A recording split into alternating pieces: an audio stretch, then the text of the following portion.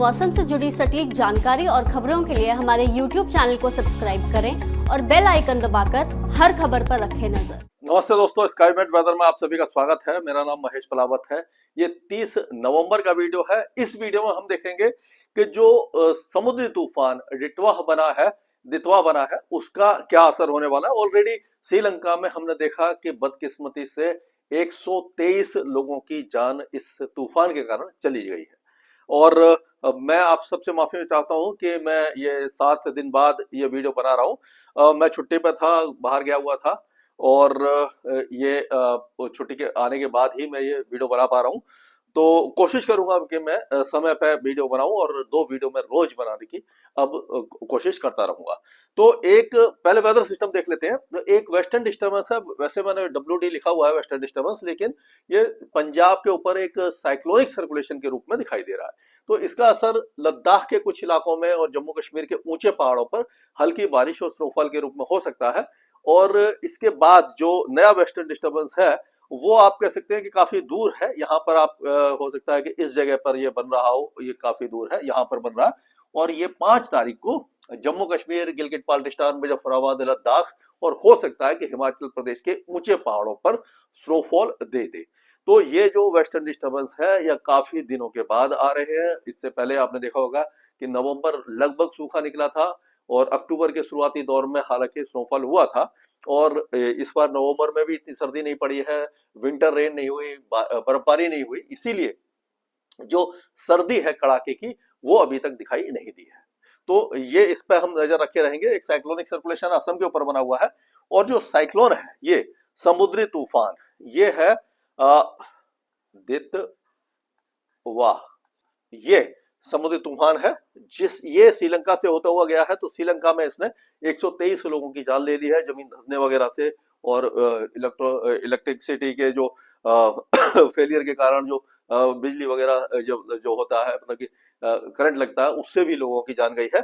और इससे पहले एक समुद्री तूफान मोन्था था जो जिसने के मलेशिया और साउथ जो थाईलैंड है, थाईलैंड के जो दक्षिणी भाग है वहां पर इसने इसका असर देखने को मिला था इस जगह पर। और वहां पर इसने 162 लोगों की जान ली। दक्षिणी जो द्वीप थे, जो दक्षिणी इलाके थे थाईलैंड के, वहां पर साइक्लोन मोन्था, जिसका हमें अंदाजा ऐसा लग रहा था कि वो बंगाल की खाड़ी में आकर के या आंध्र प्रदेश या उड़ीसा की तरफ रिकर्व कर सकता है, लेकिन ये हमारा पूर्वी तट तो सुरक्षित रह गया, लेकिन बदकिस्मती से थाईलैंड में कई लोगों की जान गई है। तो ये अभी सीजन बना हुआ है साइक्लोन का। और इस समय जो समुद्री सतह के तापमान है वो काफी एक तरह से कंड्यूसिव है इसके लिए, इसके इंटेंसिफिकेशन के लिए। लेकिन आज ही ये ऑलमोस्ट ये डिप्रेशन में बदल रहा है अब, और बदलने वाला है और ये कमजोर हो जाएगा। तो इसका असर आंध्र प्रदेश के जो दक्षिणी इलाके हैं, रायलसीमा है, तमिलनाडु, इस इलाके पर भारी बारिश के रूप में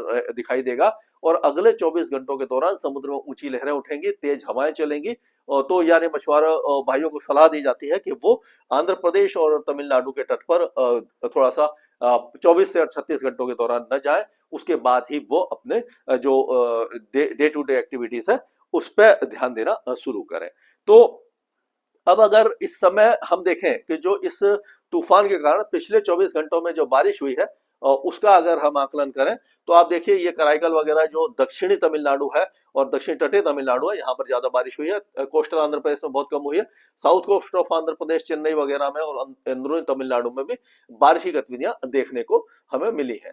और अगर हम देखें तो जो टेम्परेचर है तो मिनिमम टेम्परेचरों में भी काफी ज्यादा गिरावट देखने को मिली है। श्रीनगर में अब -4.4 डिग्री तक आ गया है। सूखा मौसम है, आसमान साफ है, लेकिन जो है कूलिंग बहुत ज्यादा हो रही है। तो उसके कारण ये टेम्परेचर आप देखिए बनिहाल तक माइनस में है, बुंटर में 1.3 है, मनाली 1.9 है। और अगर प्लेस की बात करें, मैदानी इलाकों में सबसे कम 4.8 डिग्री अमृतसर में है, हिसार में 5.7 है, नौगांव में 6.5 है और गंगानगर में 7.3 है। यानी कि पहले 16 स्टेशन मैंने इसमें वो सेलेक्ट किए हुए हैं। और अगर इस समय जो तूफान की स्थिति देखें, ये सुबह आज 12 बजे के आसपास का पिक्चर है। इसमें आप देख सकते हैं कि साफ दिखाई दे रहा है कि किस तरह से ये जो साइक्लोनिक सर्कुलेशन है यानी कि जो तूफान है इसका क्या असर इस तरह से पूरी तरह से आपको दिखाई दे रहा होगा। और ये इसकी आई है, आई ऑफ द साइक्लोन जो होती है वो इस जगह पर है, ये आई ऑफ द साइक्लोन बनी हुई है। और जो हवाएं हैं वो आप देखिए कि घड़ी की उल्टी दिशा में इस तरह से घूम रही है। ये जो क्लाउड है उसके साथ साथ है, तो आप देखिए ये जो आपका तेलंगाना, दक्षिणी तेलंगाना, कर्नाटक, केरल के कुछ इलाके, तमिलनाडु और रायलसीमा, दक्षिणी आंध्र प्रदेश के ऊपर ये तूफान बना हुआ है। इसका नाम जो है इससे पहले जो मोन्था था वो बना था, और अब ये जो नाम दिया गया है ये दिया है इसको यमन ने नाम दिया है, और इसका मतलब होता है लगून, यानी कि वो जो कोस्ट लाइन है वो काफी ज्यादा सुंदर है वहां की, तो उसके हिसाब से लगून इसका नाम दिया गया है। तो इसका असर आप देखिए यहीं पर दिखाई दे रहा है, और उत्तर भारत में कहीं पर भी कोई भी वेदर एक्टिविटी आपको दिखाई नहीं दे रही होगी। इससे पहले हम जो देख रहे थे तो जो हवाएं हैं वो आप देखिए इस तरह से चल रही हैं, और अभी जो टेम्परेचर है 15.7 डिग्री आज का टेम्परेचर है सांता क्रूज मुंबई में, जो इस सीजन का सबसे कम तापमान है। वो जो नॉर्थ ईस्टर्ली जो ठंडी हवा है, यहाँ पर जो टेम्परेचर गिरे हुए हैं, यहाँ से जो ठंडी हवा है वो यहाँ पर टेम्परेचर गिरा रही थी, इसीलिए जो पुणे और मध्य महाराष्ट्र और कोस्टल जो महाराष्ट्र है वहां पर तापमान काफी तेजी से गिरे हैं। अब हम चलते हैं सीधा कि इस समय मौसम कैसा रहने वाला है। तो पहले देखेंगे कि जो तूफान बना है उसके हिसाब से क्या मौसम रहेगा। तो ये देखिए तूफान का जो असर है वो इस तरह से यहाँ पर दिखाई देगा। तो ये आप देखिए रायलसीमा में और जो नेल्लोर, तिरुपति, ये जो इलाके हैं, चेन्नई वगैरह, यहाँ पर भारी बारिश होगी। ये धीरे धीरे ऊपर की तरफ आ जाएगा, तो ये आज रात तक यहाँ पर तेज बारिश है, और ये आंध्र प्रदेश के कई इलाकों में हो सकती है, दक्षिणी उड़ीसा तक बारिश है, और जो आपका तेलंगाना के कुछ इलाके, ये सारे इलाके कोस्टल आंध्र प्रदेश से लेकर के तमिलनाडु, ये सारे इलाकों में बारिश है। श्रीलंका में राहत मिल जाएगी। अंदरूनी तमिलनाडु और केरल में बहुत हल्की बारिश की गतिविधियां ही आपको दिखाई देने वाली है। ये आज का है, 30 तारीख का है। 1 दिसंबर को अगर देखेंगे तो आप देखेंगे कि ये काफी ज्यादा डिसिपेट हो जाएगा, कमजोर हो जाएगा, और आंतरिक कर्नाटक से लेकर के ये केरल, तमिलनाडु और आंध्र प्रदेश के दक्षिण इलाकों में तेज बारिश होगी। तेलंगाना के कुछ इलाकों में भी बारिश होगी। और अगर 2 तारीख की बात करें तो भी दक्षिणी प्रायद्वीप में बारिश होगी, और ये मध्य महाराष्ट्र के जो दक्षिणी इलाके हैं यहाँ पर भी, क्योंकि ये कमजोर होकर के इसका जो फैलाव है जो ज्यादा हो जाता है, तो लक्षद्वीप में और कोस्टल कर्नाटका में, गोवा वगैरह से लेकर के, और जो ये आपका सांगली, सतारा, कोल्हापुर, परभणी और धाराशिव, ये जो इलाके हैं यहाँ पर बारिश की गतिविधियां हो सकती हैं। तो इस तरह का मौसम रहने की संभावना हमें दिखाई दे रही है। और इसके बाद जो 5 तारीख को ये जो वेस्टर्न डिस्टर्बेंस दिखाई दे रहा है, ये 2 तारीख को ये धीरे धीरे आएगा। ये 4 तारीख को आ जाएगा, और 5 तारीख को, 4, 5 और 6 तारीख को ये पहाड़ों पर एक बार स्नोफॉल देगा। काफी दिनों के बाद स्नोफॉल होने वाला है, और जब स्नोफॉल हो जाएगा उसके बाद, लेकिन इसका इंटेंसिटी इतनी ज्यादा ये नहीं दिखाई दे रही है।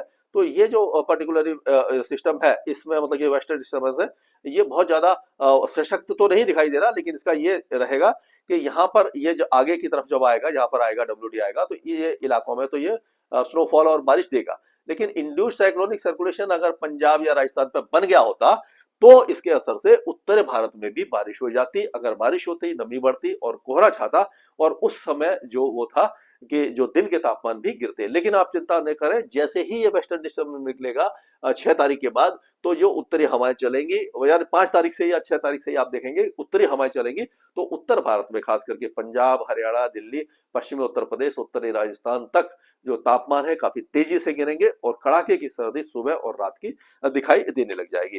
तो हम कह सकते हैं कि साइक्लोन जो दितवा है इसका अब असर आज से कम हो जाएगा, और राहत की सांस लेने वाली बात है, क्योंकि ये सबसे बड़ी बात यह है कि इस साइक्लोन का जो लैंडफॉल है वो नहीं दिखाई दे रहा हमें कहीं पर भी। और अगर ये लैंडफॉल नहीं है, यानी ये जो इस जगह है, तो इसका क्या है, इसी तरफ से जा गया, और ये साउथ आंध्र प्रदेश, ये चेन्नई और ये उत्तरी तमिलनाडु के तट पर कमजोर होने वाला है। तो ये अगर लैंडफॉल करता तो जाकर के इसका असर ज्यादा होता, लेकिन क्योंकि ये काफी ज्यादा कोस्ट के साथ साथ ही चल रहा है, इसीलिए क्या होता है कि जब इस तरह से घूम रही होती है हवाएं, तो ये सूखी हवाएं जो है इनलैंड से, जमीन से जो आती है, वो इसको कमजोर कर देती है। और जैसे जैसे ऊपर की तरफ जाएगा तो समुद्री सतह के तापमान भी कम हो जाएंगे, वर्टिकल विंड शीयर भी बढ़ जाएगा, जिससे ये कमजोर होना शुरू हो जाएगा। और इसीलिए खतरा बहुत ज्यादा नहीं है, लेकिन 70, 80 और 85 किलोमीटर की रफ्तार से हवा चल सकती है, उसके बाद ये कमजोर हो जाएगा। और जब ये तट के कम से कम 30, 40 या 50 किलोमीटर दूर ही बना रहेगा, तट के ऊपर नहीं आने वाला है। तो ये आगे के जो वेदर अपडेट है अगले 2-3 दिनों का, जो 3 दिनों का मौसम है, वो मैं अगले वीडियो में आपको बताऊंगा, जो 1 तारीख की यानी 1 दिसंबर की सुबह पर रिलीज होगा। स्काईमेट वेदर में अभी के लिए इतना ही। आज ही डाउनलोड करें स्काईमेट मोबाइल ऐप, पूछे मौसम का हाल अपनी पसंदीदा भाषा में और रहे बाकियों से एक कदम आगे।